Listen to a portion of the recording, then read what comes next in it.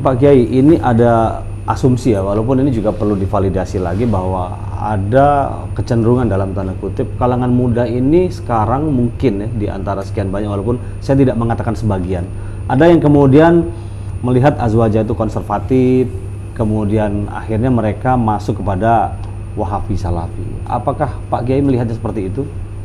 Jadi begini, saya kira anak-anak muda yang asalnya dari keluarganya lahir dari keluarga azwajah, lalu terpengaruh dengan kelompok Salafi Wahabi atau kelompok radikal lainnya seperti HTI misalnya atau Syiah, itu sebenarnya bukan karena berpandangan azwajah konservatif, bukan, tetapi karena mereka pengetahuannya tentang azwajah itu lemah.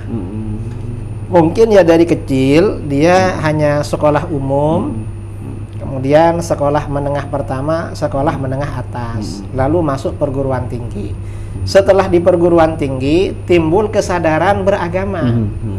Setelah kesadarannya itu timbul, dia ingin belajar ilmu agama, ternyata salah pergaulan. Guru yang dia datangi, ustadz yang dia datangi ternyata ustadz Wahabi. Akhirnya terpengaruh gitu saja.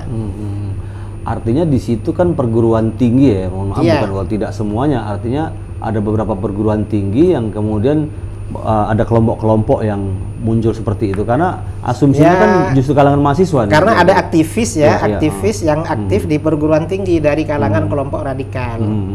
Akhirnya saudara-saudara kita yang dari bawah itu nol terpengaruh dengan mereka. Jadi dan setelah kita ini ustadz-ustadz ahlus sunnah azwajah ini melakukan respon balik ya, serangan balik pada mereka, banyak juga yang kembali lagi ke dalam azwajah.